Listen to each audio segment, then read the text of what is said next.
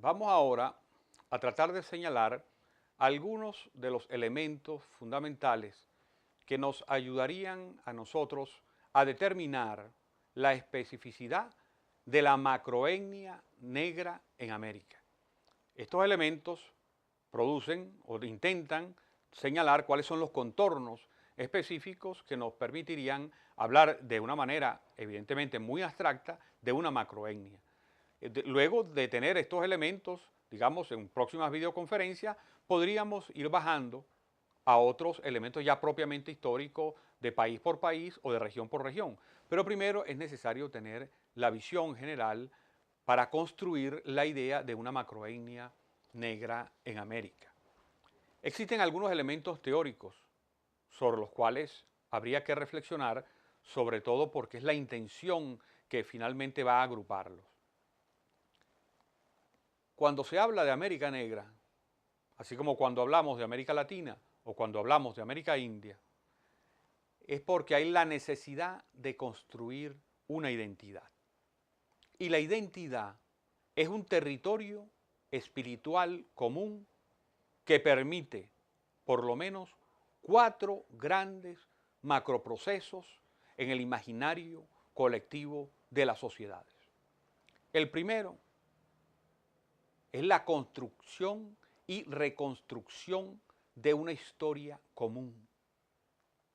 Es absolutamente necesario que se proceda a comprender esa historia común. Y si nosotros analizamos los pensum de las diversas carreras universitarias que se ofrecen en distintos países de América, vamos a encontrar que ayudan muy poco a la reconstrucción sistemática y formal de una historia común de la experiencia negra en América. Luego, un proceso más elaborado que quizás aborde, entre otros elementos, de las disciplinas de la sociología de la historia, de la filosofía de la historia y de una antropología de las profundidades, es la construcción y reconstrucción de una mirada común. Es decir, a partir de la pregunta, ¿qué de común tiene esa historia? Podríamos ir extrayendo que lo común de esa historia es lo que nos va a permitir precisamente elaborar esa mirada, una mirada negra de América. Luego la construcción y reconstrucción, en algunos casos, cuando así haya lugar, de un proyecto común. Es decir, ¿cuál sería el proyecto común de realización social de la América Negra? Y el cuarto elemento sería la construcción y reconstrucción de un sentido de la historia común, que es lo que nos va a dar, nos va a permitir compartir el proyecto de futuro. Es decir, construir la idea de la América Negra para que haya un destino común cada vez más humano, cada vez más solidario, cada vez más realizado tanto el individuo como la colectividad. Luego, otros elementos tienen que ver, y aquí sí nos vamos a explayar un poco más, son los tipos de relaciones de los afroamericanos negros con América. Pensamos que puede darse, o al menos desde el punto de vista sistemático, destacarse, no pensemos que son todas, pero sí destacarse, 5 tipos de relaciones sociales básicas de los afroamericanos con América que han señalado su historia, han señalado su decurrir dentro de la historia de estos 5 siglos que llevan en América. El primero es la relación africanidad-esclavitud y resistencia. Hay un elemento que está incorporado en nuestro sentido común, incluso apoyado por las fuentes históricas, y es la relación africanidad-esclavitud, la cual es cierta, porque evidentemente los africanos negros que llegaron como esclavos, no es que estaban haciendo turismo y se vinieron para acá y se quedaron porque les gustó, no, evidentemente hubo una trata, esa trata fue muy envilecedora, fue obligada, fue inhumana, y entonces hay una relación especial entre africanidad y esclavitud, pero si bien es cierto que eso es histórico, Lo malo es que perviva y se considere que siempre los africanos fueron esclavos, por ejemplo. Que siempre esa era su condición y que era más o menos normal que fuesen esclavos. No, para eso hay que estudiar la historia del África negra antes del siglo XV y podremos encontrar toda la cantidad de reinos, de imperios, de grandes ciudades, de civilizaciones, etcétera, que se formaron en esa África negra y que fue interrumpida por las dos tratas de esclavos. La trata atlántica, que comenzó en el siglo XVI, que fue realizada por países europeos de religión cristiana, y la trata índica, que comenzó en el siglo VIII o VII, o por lo menos ya en el siglo VIII estaba muy desarrollada. Esta trata índica fue realizada por los árabes y exportaban a los negros y a las negras para los países musulmanes. Es decir, una trata de corte europeo para América, dirigida por países cristianos, y una trata para todo el Medio Oriente, dirigido por países árabes y musulmanes.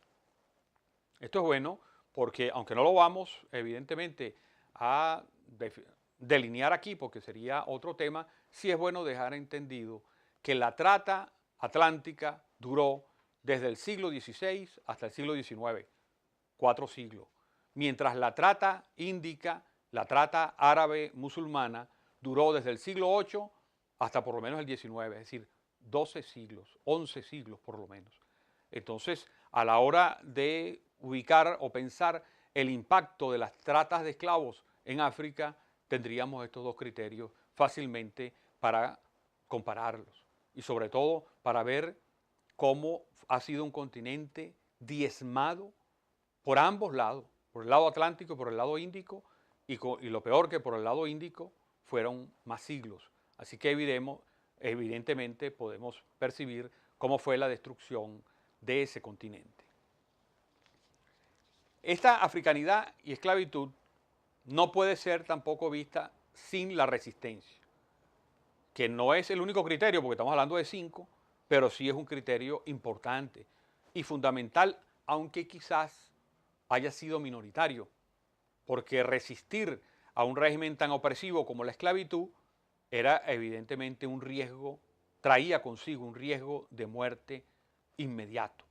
Es decir, que era muy difícil retar esas condiciones, pero sin embargo fueron retadas esas condiciones, fueron adversadas esas condiciones y en muchos casos fueron suprimidas y fueron vencidas esas restricciones. Esa resistencia, queremos llamar la atención sobre 4 elementos fundamentales de resistencia, en los cuales se generó esa relación africanidad, esclavitud y resistencia. Fueron las insurrecciones, que hubo muchísimas insurrecciones en toda América desde el propio siglo XVI, no muy tardías, no, desde el propio siglo XVI hubo bastantes insurrecciones. Incluso algunas de las insurrecciones más tempranas fueron de esclavos africanos musulmanes, en Brasil especialmente, porque los africanos de origen mandé, es decir, mandingo, eran musulmanes y ellos encabezaban, porque como sabían leer y escribir, porque tenían que leer el Corán y escribir en árabe, entonces eran esclavos no sumisos y mucho menos a ser esclavos de una religión distinta. Además sabían leer y escribir, etc. Y eso quizás en parte es lo que explica por qué el término mandingo después va a ser equivalente a diablo. Por ejemplo, se han recogido muchas versiones en Venezuela, en los países andinos, en los países centroamericanos y del Caribe, como la figura del diablo se equipara al término mandinga. O cuando alguien era muy travieso le dicen mandinga, etc. Eso viene de esa parte de los esclavos mandé, que eran los esclavos manding, que eran además musulmanes y que encabezaron las primeras insurrecciones en Brasil en pleno siglo XVI. Las insurrecciones. Otro elemento eran los suicidios. Es decir, hubo una parte importante de esos esclavos que venían a América que preferirían suicidarse antes de vivir en su condición de esclavitud.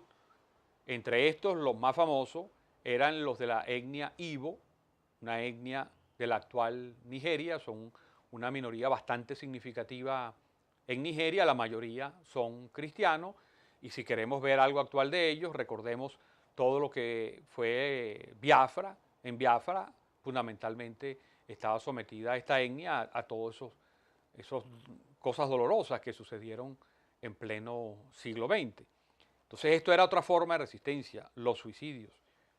Otra forma de resistencia era el saboteo laboral, saboteo de todo tipo, desde la operación Morrocoy para hacer las cosas muy lentamente, hasta la destrucción de los aparatos de producción, la pérdida del producto final para que no le llegara al amo, es decir, muchísimas maneras de resistencia en el trabajo.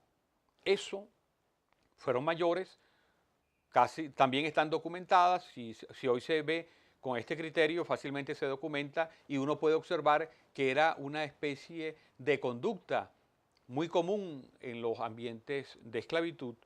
Y finalmente, aquel que resultaba victorioso en la resistencia, que fue el cimarronaje.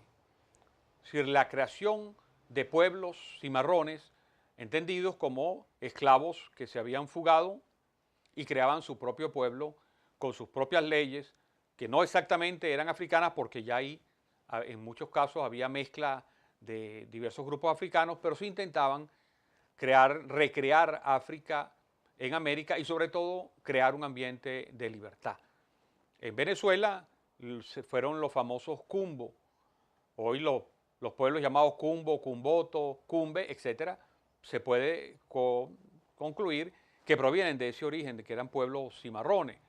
En Colombia se llamaban Palenque, recordemos el famoso boxeador colombiano Kid Pambelé, que venía de Palenque, eso también se utilizó ese término como lugar donde vivían los cimarrones.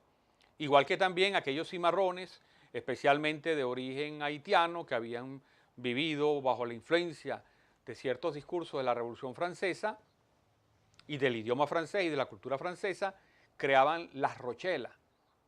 Las rochelas, de un término francés castellanizado, y podemos recordar esa famosa canción que canta en Altagracia de Orituco, de La Guaraña, cuando dice que los negros forman Rochela. Si Rochela es más o menos un pueblo libre de esclavos fugados y que son especie de cimarronaje también.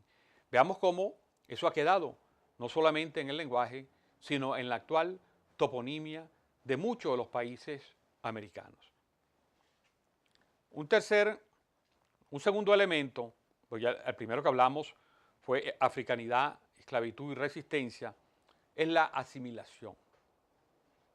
En aquellos lugares donde era permitido, le dieron una opción a los negros, a los africanos recién liberados, que habían sido por manumisión o porque habían comprado su libertad, a asimilarse, entendiendo la asimilación como el olvido de las condiciones originales de tu etnicidad para adoptar las condiciones de la etnicidad de los sectores dominantes y de esa manera podías mezclarte con las personas olvidando inicialmente tu ser de origen o tu ser cultural africano.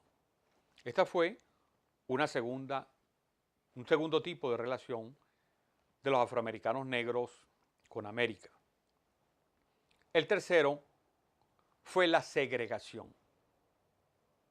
Cuando ya se produce la abolición de la esclavitud, a finales del 19, los últimos que abolieron la esclavitud fueron Cuba y Brasil hacia la década de los 80 del siglo XIX. Esos esclavos recién liberados en Venezuela se acabó la esclavitud en 1854, pasaban a formar parte de la sociedad en general, pero en esa sociedad, de acuerdo a cómo eran percibidos o recibidos, podía darse una segregación por mutuo acuerdo de ellos o por imposición de los sectores dominantes. Por ejemplo, es muy gráfico lo que sucedió en los Estados Unidos, en donde los negros, luego de la liberación de los esclavos, al terminar la guerra de secesión, incluso antes, en plena guerra, por el decreto de Lincoln. Estos esclavos, cuando iban a las ciudades, ya finalizada la guerra de secesión americana, tendían a vivir en barrios específicos, en lugares específicos, que luego se van a convertir en guetos en la medida que se vayan degradando las condiciones urbanísticas de esos barrios. Y esto podía haber sido por aceptación mutua, sí, porque los negros consideraban que era mejor vivir separados, porque si vivían contra los blancos los discriminaban mucho y podían ejercer violencia contra ellos en cualquier momento, o simplemente porque era una determinación de la política que se va a generar en los Estados Unidos, sobre todo en el último tercio del siglo XIX, que era hacer explícito la segregación, la creación de barrios en las ciudades solo para negros, que por la degradación de sus condiciones terminaron transformándose en guetos, guetos que aún hoy existen evidentemente en gran parte de las principales ciudades de los Estados Unidos. Un cuarto elemento de este tipo de relación de los afroamericanos negros con América es la idea de construir un país propio para los negros en América o en África. Y aquí participaron especialmente el movimiento negro de los Estados Unidos y de algunas Antillas angloparlantes, por ejemplo, ya desde mediados del siglo XIX, se hizo incluso una especie de acuerdo porque había negros que decían, hicieron suyo, internalizaron la idea de que eran de verdad solo africanos, a pesar de que ya tenían varias generaciones en los Estados Unidos. Y entonces, como había un movimiento de los americanos blancos que querían que se fueran, lograron unirse. Y estos americanos blancos le financiaron para que se fueran los negros y formaron en África un país llamado Liberia. Es decir, emigraron, un país que supuestamente era para ellos. Por supuesto, el problema es que cuando llegan a África, personas llegaron a Liberia, ahí eso estaba ocupado por los africanos que vivían ahí. Esto se convirtieron en una etnia, más bien, que los vino a conquistar o los vino a desalojar de su territorio.